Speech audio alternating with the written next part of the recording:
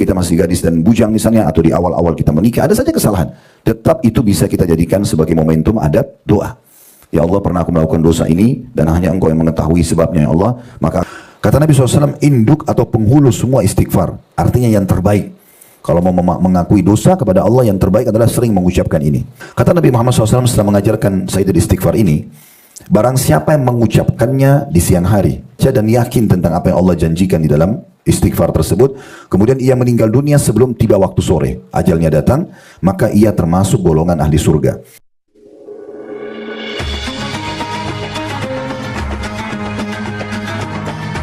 Yang subscribe, semoga hidup kaya raya, mati masuk surga. Yuk jadi bagian dari dakwah kami. Dukung operasional dakwah dan sosial kami, raih pahala amal jariah yang terus mengalir sampai hari kiamat. Baik, bismillah. Assalamualaikum warahmatullahi wabarakatuh. Alhamdulillah, tidak henti-hentinya lisan kita selalu memuji dan memuja Allah. Selalu lisan kita sebagai seorang muslim memuji dan memuja Allah dengan dua susunan kata ini, Alhamdulillah. Karena dengan menyebutkan dua susunan kata ini, kita dianggap bersyukur kepada Allah Subhanahu wa ta'ala, berterima kasih atas semua nikmat yang tidak terhingga. Kalau kita ingin menghitung nikmat Allah, maka kita tidak akan pernah mampu untuk itu. Karena memang dari mulai lahir sampai detik ini kita masih diberikan umur di hari ini dan hadir dalam kajian kita ini. Terlalu banyak nikmat Allah, dari makanan, minuman, pakaian, oksigen, air dan segala macam hal yang membuat roda kehidupan kita bisa berjalan sudah kita nikmati. Begitu juga akan terus kita nikmati sampai menjelang ajal datang nanti. Dan Allah Subhanahu wa ta'ala membolehkan kita untuk menikmati semua itu, dan tentunya dengan bersyukur kepadanya. Selanjutnya kita panjatkan salam hormat kita kepada utusan Allah Nabi besar Muhammad sallallahu alaihi wa ala alihi wa sahbihi wasallam, sebagaimana Allah telah perintahkan kita untuk mengucapkan salam hormat tersebut. Baik, seperti biasa, bila Allah Subhanahu wa ta'ala mudahkan, sepertinya volumenya mesti dinaikkan lagi. Cek ya.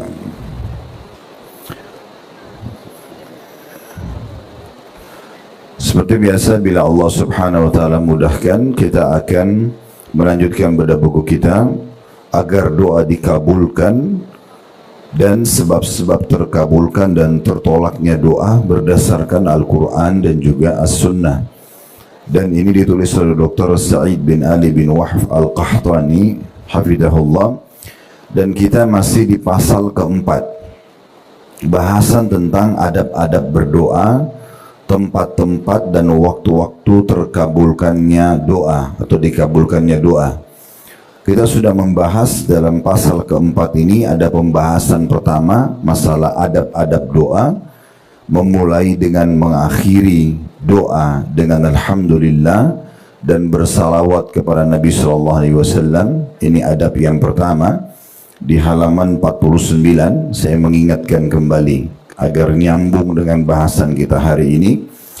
Jadi usahakan setiap kali berdoa jangan luput untuk memuji Allah dulu, minimal Alhamdulillah. Makin banyak pujian, maka makin memenuhi adab dan tata krama kepada Allah.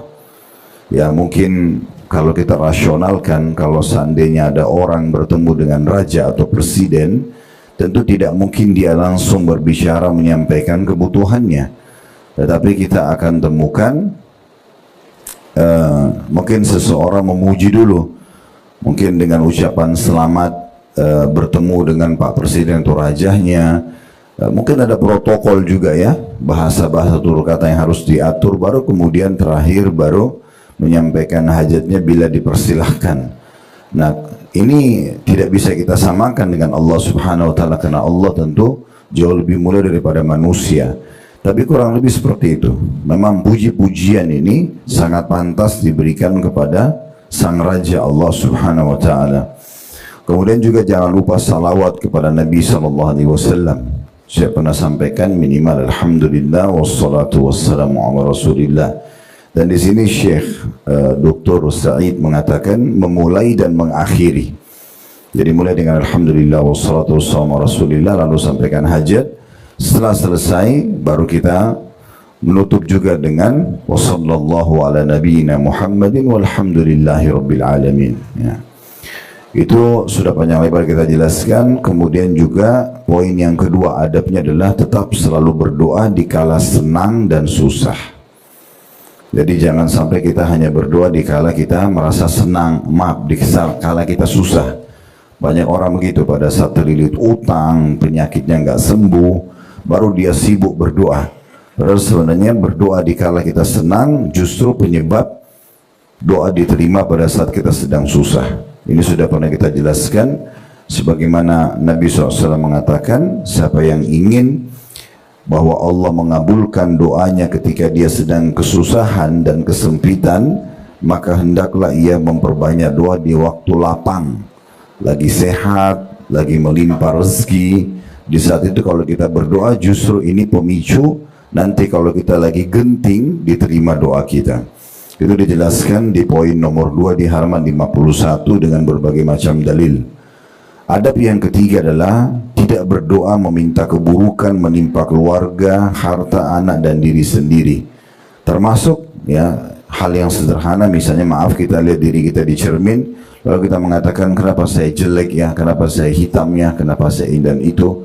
Karena ini bukan ciptaan kita, ini ciptaan Allah Subhanahu wa Ta'ala. Tubuh kita, paras wajah ini dan kulit ini hanya fasilitas yang Allah kasih. Tugas kita menikmati dan menggunakannya dalam kebaikan, bukan menghinanya. Orang percaya diri saja, beginilah Allah berikan kepada kita. Nah itu tidak boleh mengucapkan ucapan buruk, termasuk juga dengan pasangan hidup. Saya nyesal nikah sama kamu, atau sama anak-anak, ibu menyesal melahirkan kamu misalnya, atau ucapan-ucapan yang buruk yang lain sudah pernah kita berikan contoh berhubungan dengan masalah itu. Kemudian yang keempat adalah merendahkan suara ketika berdoa. Ini adabnya, atau dengan sedikit berbisik. Itu disebutkan di halaman 52. Dengan berbagai macam dalil tentunya yang dipaparkan oleh penulis. Kemudian adab kelima, merendahkan dan menghinakan diri kepada Allah Subhanahu wa Ta'ala. Maksudnya menunjukkan kebutuhan. Kalau kita butuh kepada Allah Subhanahu wa Ta'ala, dijelaskan di halaman 54. Kemudian yang keenam, memelas atau merengek kepada Allah Subhanahu wa Ta'ala. Maksudnya merengek ini mengulang-ulangi, Bapak Ibu sekalian, ya. Terus mengulang-ulangi menunjukkan kebutuhan kita. Jangan pernah berhenti berdoa selama belum Allah kasih. Dan saya pernah ingatkan hadis pada saat kita bahas poin ini, saya ingatkan lagi sekarang. Kata Nabi SAW, kalau Allah melihat doa yang indah, Allah mendengar doa yang indah dari seorang hamba, maka Allah pun menerlambatkan jawabannya. Tujuannya agar hamba tersebut tetap dalam doa. Jadi tinggal kita lanjutin terus selama tidak bentrok dengan sunnatullah. Nggak boleh kita meminta sesuatu yang memang Allah tidak bolehkan.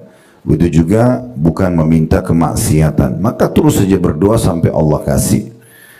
Kemudian poin yang ketujuh, adabnya adalah bertawasul kepada Allah dengan tawasul yang disyariatkan. Nah ini sempat kita mengadakan beberapa pertemuan karena ada tawasul yang disyariatkan, ada 3 macam.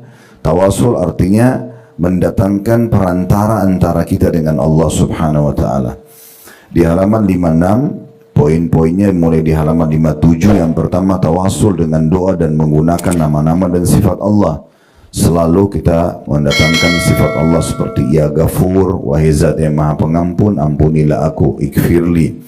Ya Rahim, ya Zat yang Maha Pengasih, irhamni, kasihanilah aku. Ya Razzaq, wahai yang memberi rezeki, urzukni, berikan aku rezeki, dan seterusnya. Ini sudah panjang lebar juga kita jelaskan. Kemudian tawasul yang kedua adalah tawasul kepada Allah dengan amal-amal salih yang pernah dilakukan.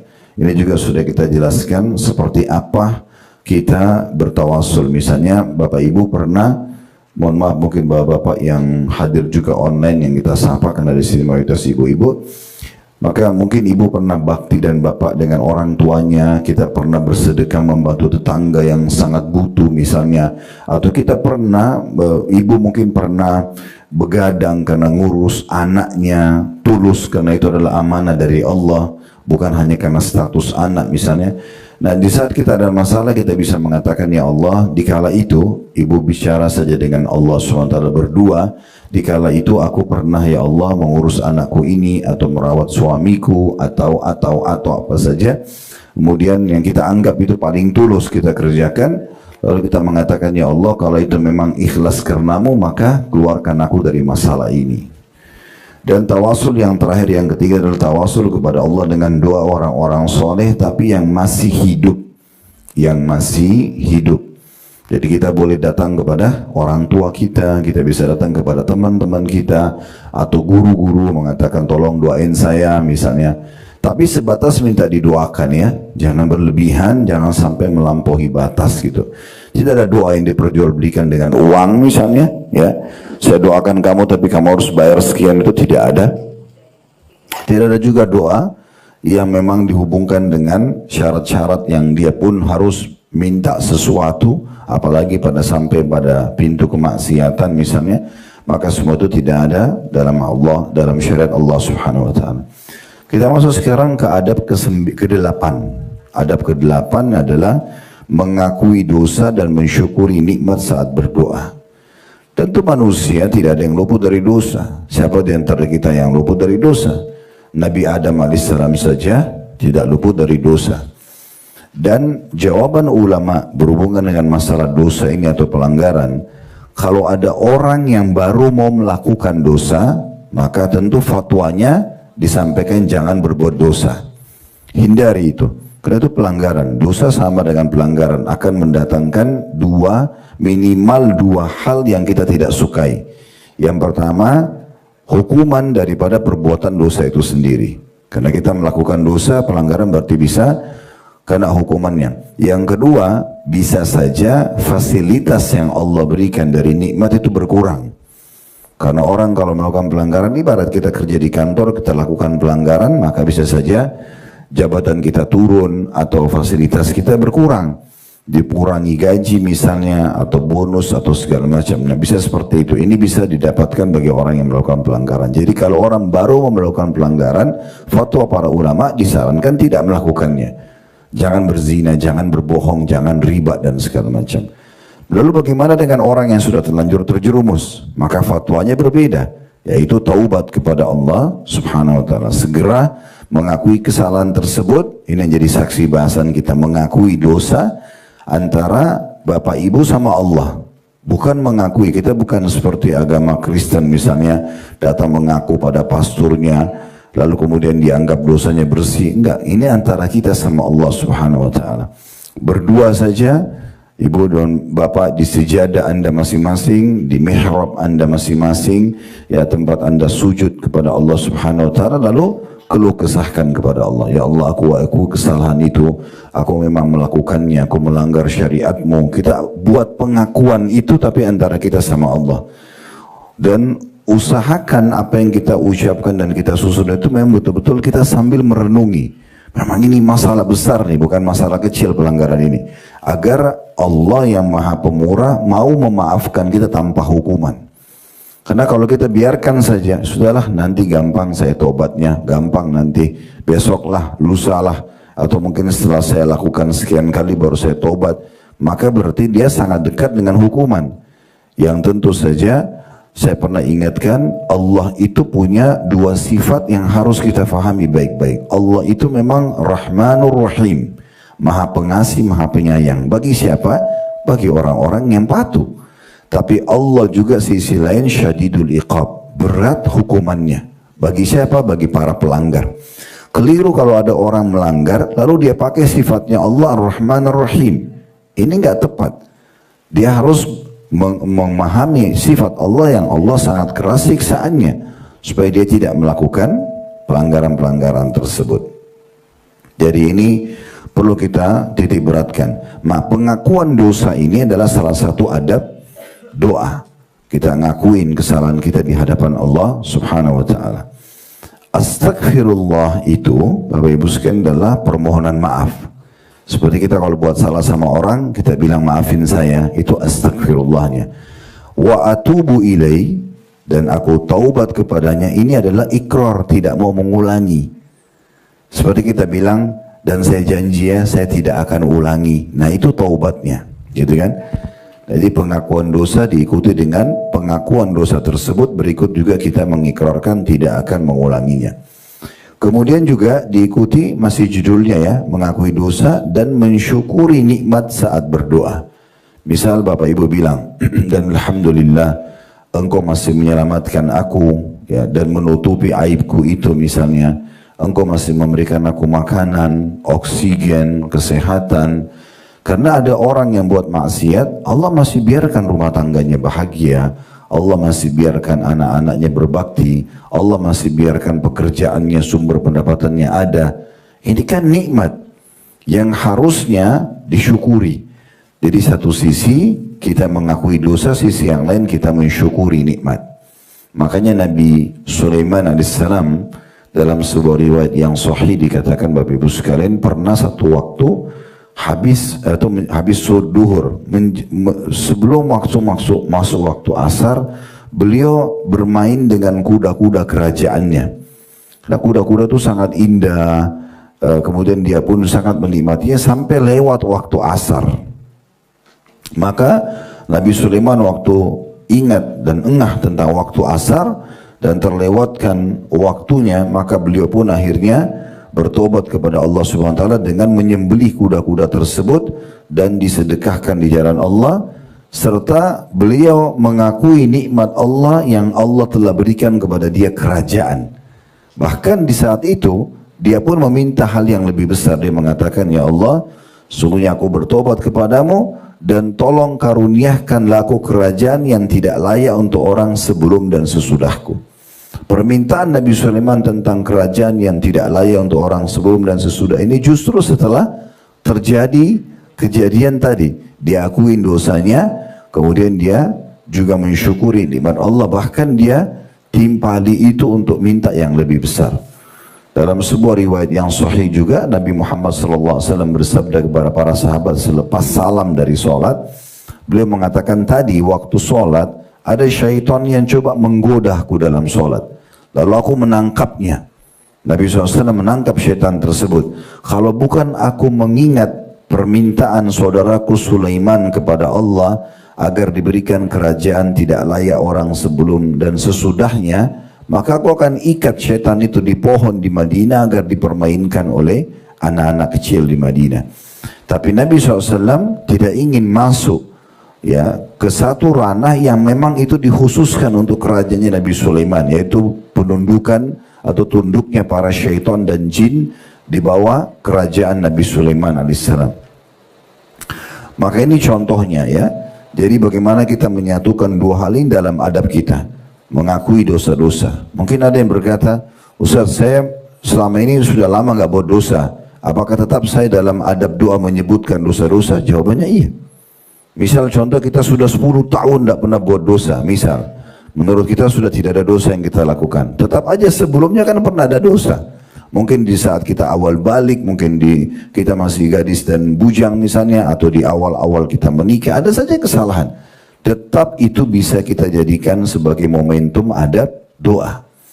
Ya Allah, pernah aku melakukan dosa ini dan hanya Engkau yang mengetahui sebabnya ya Allah, maka aku akui sebagai dosaku, maafkanlah aku. Baru kemudian syukuri nikmat yang sudah Allah berikan. Maksudnya walaupun kita melanggar, ternyata nikmat Allah masih saja mengalir pada kita. Makanan, oksigen, air dan segala macam hal. Dan dalam mensyukuri nikmat ini, kami sarankan Bapak Ibu sekalian untuk membesarkan nikmat itu. Misal contoh kita minum air sekarang, Bapak Ibu minum air misalnya, jangan hanya sekedar haus minum air, tapi besarkan nikmat itu. Betapa luar biasanya nikmat perteguknya air itu, betapa sejuknya air itu, dan betapa luar biasanya haus dahaga kita bisa hilang. Sehingga bermakna ya, kalau mau makan besarkan nikmat makanan itu. Betapa besar nikmat Allah dengan piring, sendok dan makanan yang beragam macam pilihan tersebut dengan bumbu-bumbunya yang kita bisa nikmati. Berapa banyak orang yang tidak bisa dapat makanan seperti itu misalnya. Pakaian yang kita kenakan, kita bisa besarkan.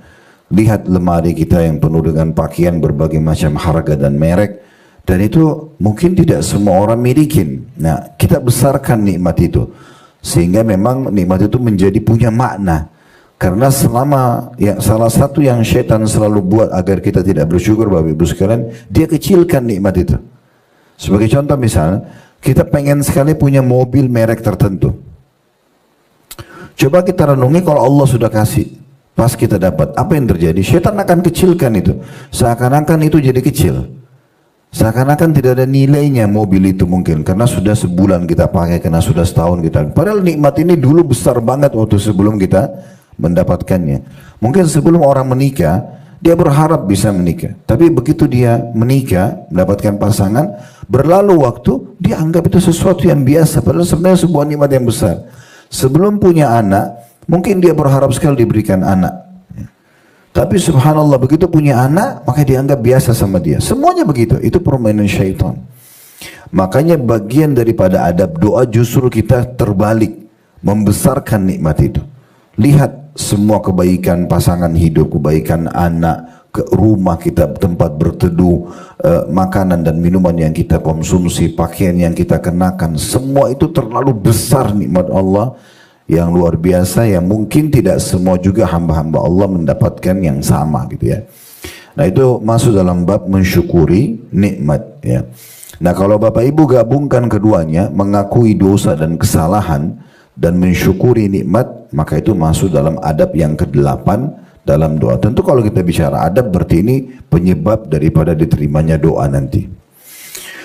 Kata penulis diangkat dalil pertama, atau dalil sebenarnya bukan dalil pertama tapi sebuah dalil ya, satu hadis diangkat oleh penulis di poin nomor 8 ini, yaitu hadis Shaddad bin Aus radhiyallahu anhum dari Rasulullah sallallahu alaihi wasallam, bahwasanya beliau bersabda ya, Sayyidul istighfari an taqul Allahumma anta rabbi la ilaha illa anta khalaqtani wa ana abduka wa ana ala ahdika wa wa'dika mastatan.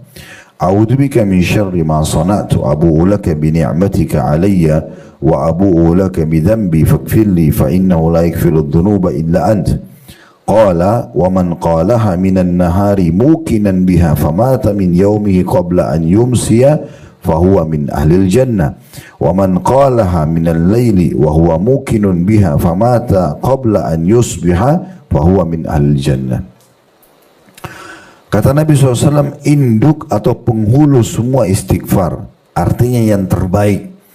Kalau mau mengakui dosa kepada Allah, yang terbaik adalah sering mengucapkan ini. Dikatakan penghulu istighfar atau yang terbaik dari istighfar adalah ucapanmu, yang artinya ya Allah, Engkau adalah Tuhanku. Sebagaimana bahasa Arabnya, Allahumma anta rabbi, la ilaha illa anta, tiada Tuhan yang berhak disembah kecuali Engkau. Khalaqtani, Engkau telah menciptakanku. Dan menciptakan artinya dari tidak ada menjadi ada. Wa ana abduka, dan aku akui aku adalah hambamu. Wa ana ala ahdika, dan aku senantiasa berada dalam perjanjian. Wa wa'dika, dan ketetapan-ketetapanmu. Mastata'tu, selama aku mampu. Yang dimaksud di sini ketetapan, Bapak Ibu, saya baca dulu terjemahnya ya, nanti kita bedah lagi doa ini. Tapi ini ketetapan adalah pada saat kita sebelum lahir semuanya, awal sekali diciptakan Nabi Adam alaihissalam, lalu Nabi Adam diturunkan di muka bumi di Wadi Nu'man namanya, lembah di Arafah. Itu dari punggung Nabi Adam dikeluarkan semua keturunannya. Jadi semua ruh kita ini pernah berkumpul di Wadi Nu'man di Mekah. Dan Allah bertanya pada semua kita, alastu bi rabbikum, bukan aku adalah Tuhan kalian? Semua kita sudah menjawab ya, qalu bala, ya, iya benar, ya, diakui, kita akui semua Tuhan kita. Makanya potensi mengenal Tuhan itu ada. Kalau potensi itu tidak ada, kira-kira Bapak Ibu mau duduk dengarin ceramah seperti ini? Kira-kira kita mau tersentuh, ibu misalnya mau pakai jilbab jalankan perintah, atau mau menikah sesuai dengan syariat, atau misalnya tidak mau mengganggu orang, itu kan muncul itu kan ada potensi tahu ada Tuhan yang mengawasi. Jadi ada, tinggal hadir di pengajian, lebih banyak mengenal ilmu, dan kemudian baru mengamalkan, maka lebih mudah diperdagangkan karena ada potensi itu. Itu yang dimaksud di sini dengan dikatakan dan aku senantiasa ya.